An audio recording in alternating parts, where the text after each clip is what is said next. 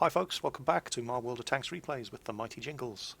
We're on the patch 7.5 test server again, the second build of the test server, and this time around, instead of looking at the medium tanks, we've already covered those, we're looking at the tank destroyers. So I have my hands on the Jagdpanzer E-100. I converted my medium tank XP to free experience and bought this just about instantly. I've been playing it all day, and I've been having an absolutely horrific time. It's not a fault of the machine, it's down to me sucking and my teams being absolutely god-awful. If you want to laugh, have a look at my previous video and see some of the the fail that I've had to put up with throughout the course of the day playing this thing. I must stress it's not the fault of the machine. I've had absolutely horrific teams and I just haven't been very good at driving this thing yet. Now, that's something that you should really expect when you get your hands on a new machine. Not the shitty teams, but just not being very good at driving it. And it does perform and handle a lot like an E-100, and I am a notoriously bad E-100 driver, so I've pretty much had to start again from scratch and relearn how to play this thing. And you know, that's reflected in my stats with the thing. Let's have a quick look. I've only had 13 games. I had to take a break after the first 10. They were just sapping my will to live. And yeah, I know 13 matches is, you can't draw any statistics from that, but let's just have a quick look. So in 13 games I have 6 victories, 46% win rate, 7 defeats, and I've only survived 3 of them. The 3 that I survived were the last 3 games.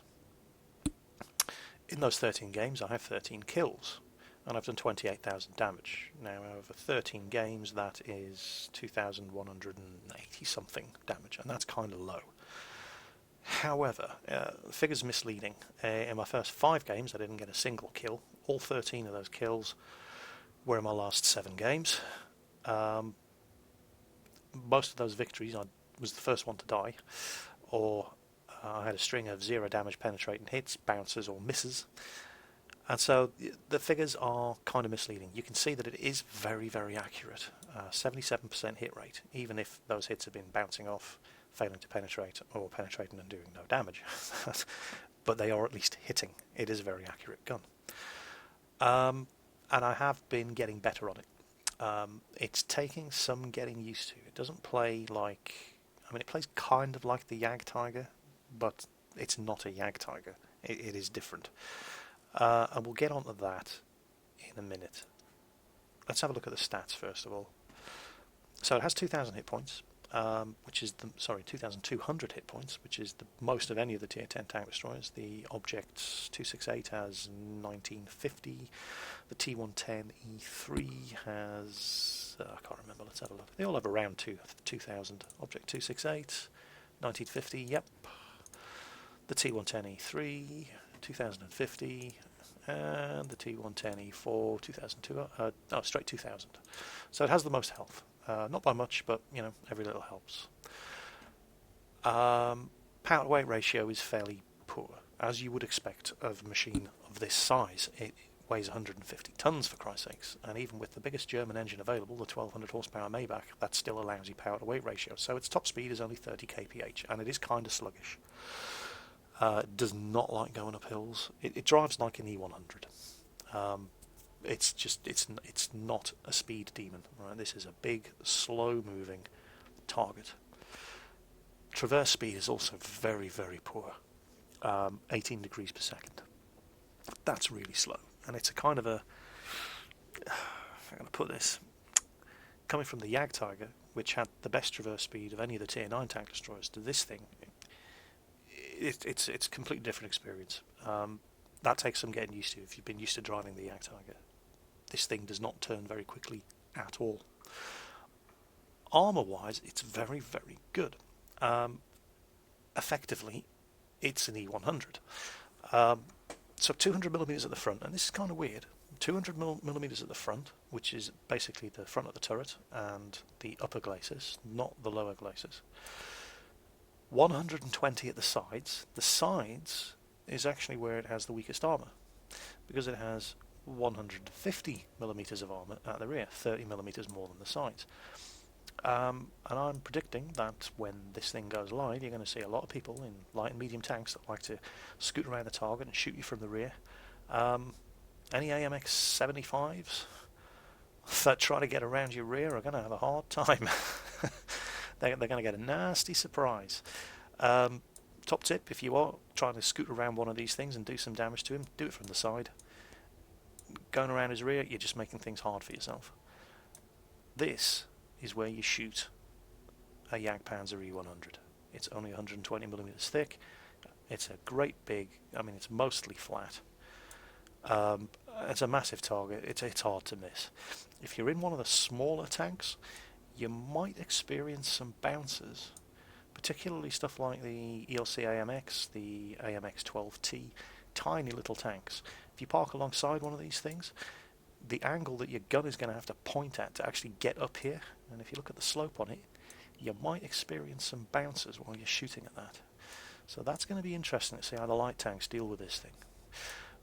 But moving on, 400 meter view range, yeah, they've all got 400 meter view range at this level. Signal range, yep, fine, 720 meters, whatever. The gun. Now, the gun has actually been nerfed in this iteration of the test build over the previous one when the test server was last up. And it's not much of a nerf, but, a nerf is a nerf. The gun used to do 1100 average damage. Now, it does 1050. So, like I said, not much of a nerf. It's only 50 less damage. It's 5% less damage, basically. But, a nerf is a nerf. It's still the biggest alpha damage of any gun in the game, at 1050 average damage. Phenomenal penetration, 299mm. Very accurate, 0.35 accuracy. Aiming time kind of sucks though, 2.9 seconds. And this is something that you're going to have to get to grips with when you're using this machine as well.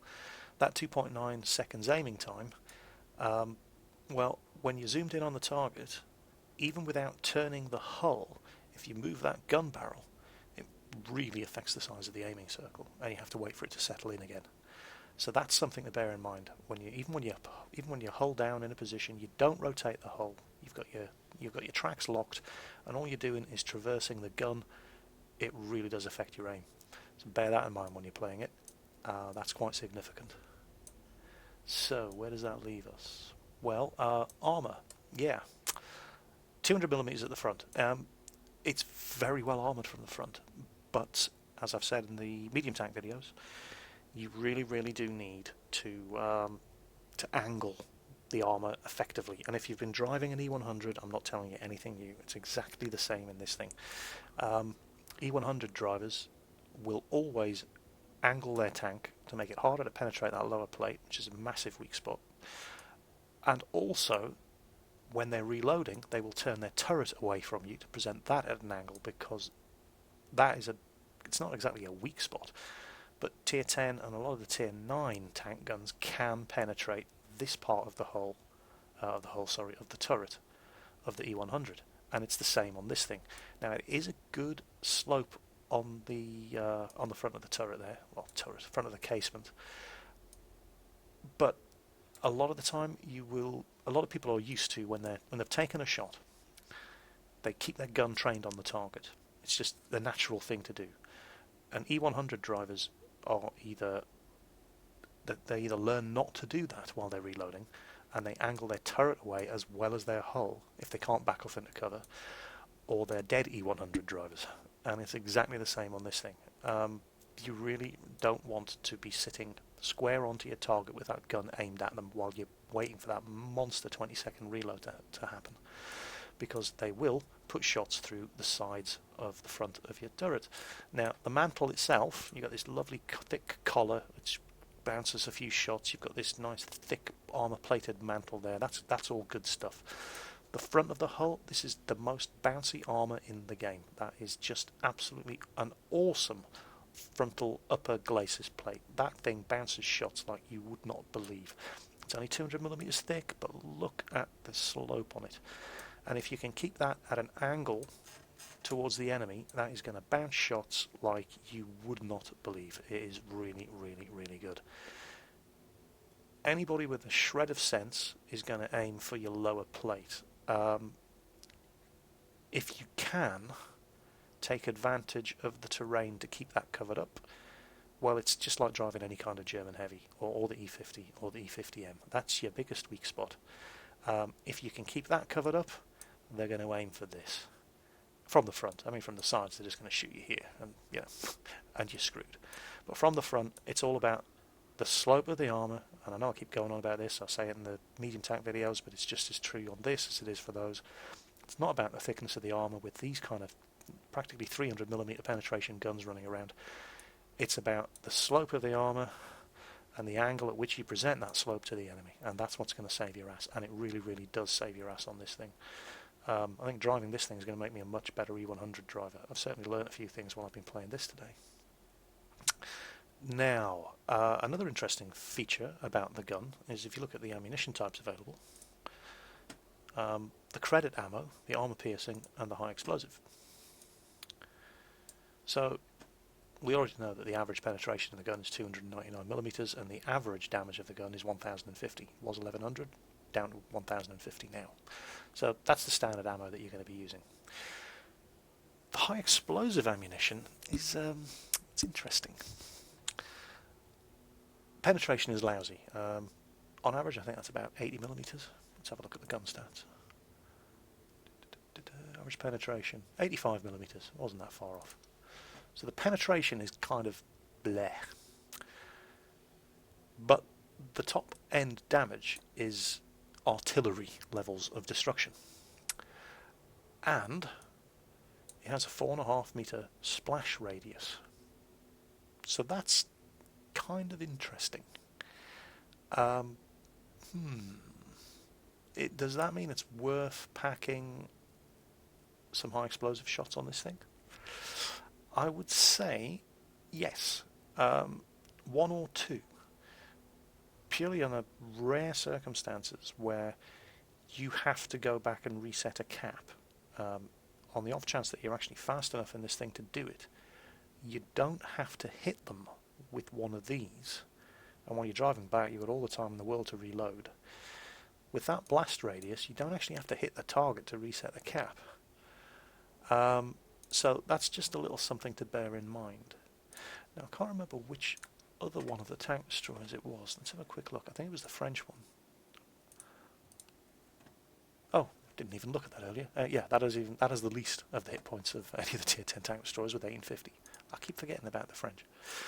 And I think it was this gun. No, it wasn't that one. Perhaps it was the Object 268.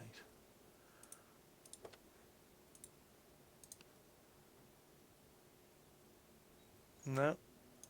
I seem to recall that there was one of the tier 10 tank destroyers had a gun that had 150mm of penetration with high explosive.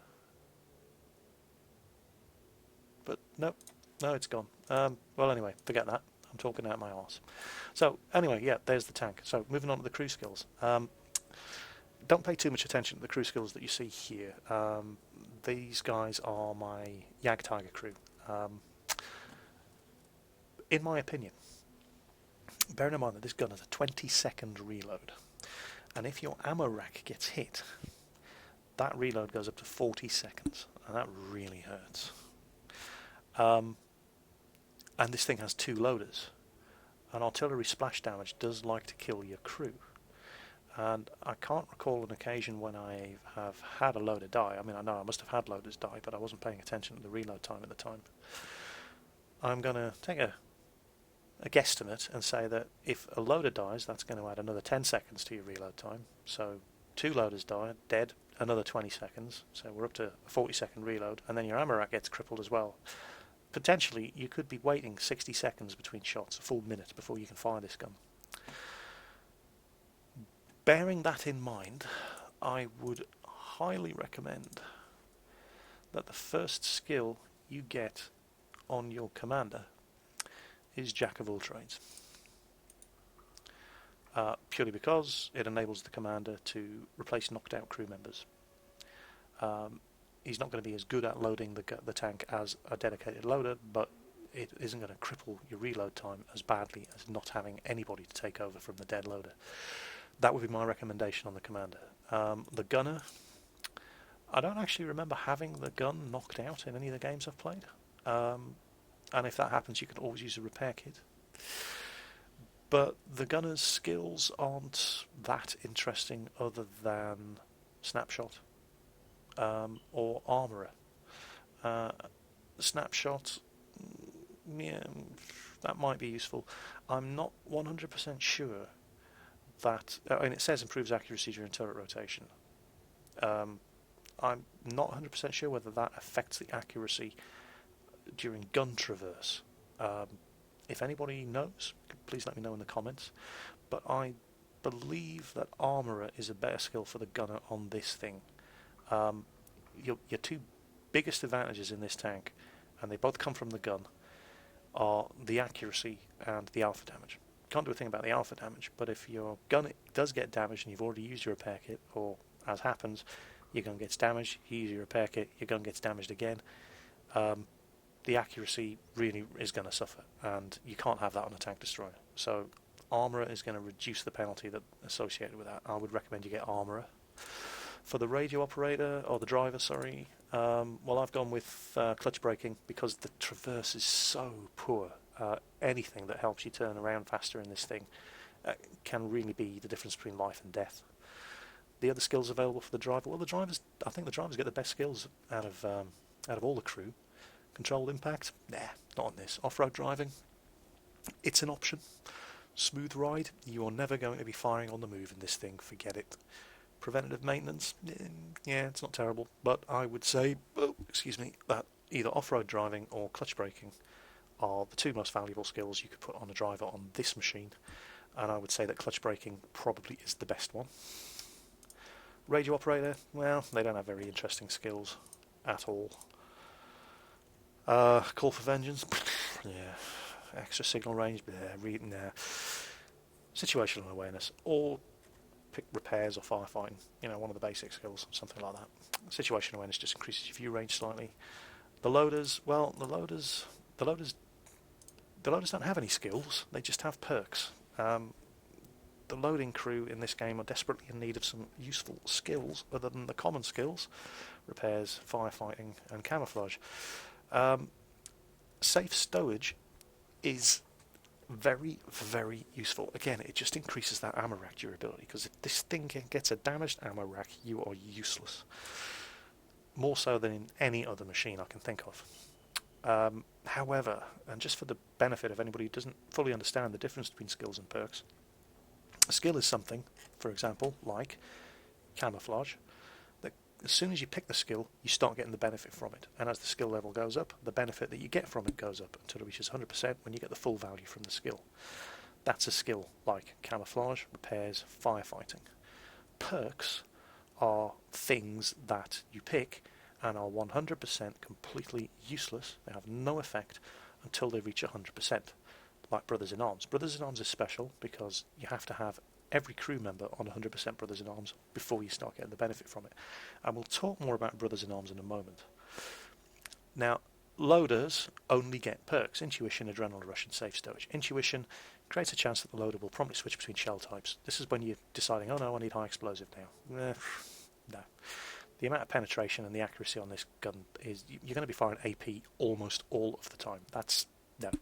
Adrenaline Rush could be useful when you're down to 10% of your hit points, i.e. when one more shot is going to kill you.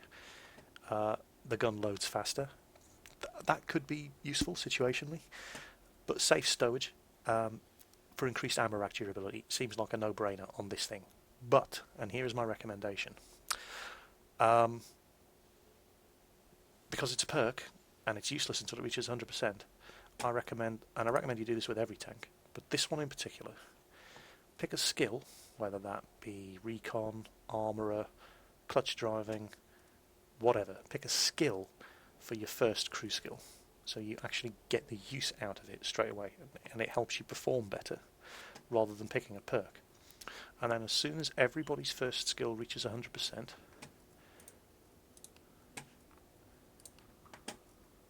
drop the skills and perks, however you want to do it, pay gold, credit to do it for free, and take Brothers in Arms for everybody as your first skill. From then on, do what you like. I would definitely recommend you get safe stowage on one of your loaders and hope that he isn't the one who dies first. And there are the recommendations, as I've already talked about. And the reason I'm saying get brothers in arms for everybody on this thing is the same reason I put ventilation on it. That it all helps getting the loading time of this gun down. 20 seconds is an eternity on this thing. And that's 20 seconds with ventilation. In fact, I think it's 20.6 seconds with 100% crew and ventilation. So, brothers in arms, to get that loading time down even faster, to get that aiming time down, it's a really, really good skill. And it's certainly, you get a huge benefit from it on this machine. Speaking of modules, well, you must fit a large caliber tank gun rammer on this thing to get that loading time down. You must fit an enhanced gun lane drive on this thing because it has a 2.9 second aiming time. The third choice, well, it's kind of, I'd say there were two choices. I've gone with the ventilation to just boost all the crew skills by 5%, get that loading time down, to as close to 20 seconds as I can. A wet ammo rack would not be a bad idea. Again, because I have had my ammo rack damaged in this thing, and a 40-second reload is just game over. So anything that increases the durability of your ammo rack is a very wise investment on this thing. It doesn't get ammo racked often, but you never want to be waiting 40 seconds between shots. And then if your loaders start dying as well, God help you. So definitely large caliber tank gun rammer, definitely enhanced gun lane drive. And your choice is then between improved ventilation and a wet ammo rack. Either are good. One will be useful all the time. One you'll really wish you had it when you need it. So, you make the choice. So that's pretty much bored everybody to death with the view of the thing in the garage. I have been getting better on it. I have got some decent games on it at last. And even in the games where I didn't do that well, I did some things quite well, and we can show you what those were. So enough blathering on about the machine in the garage. Let's take it out for a spin and see what this beast can do.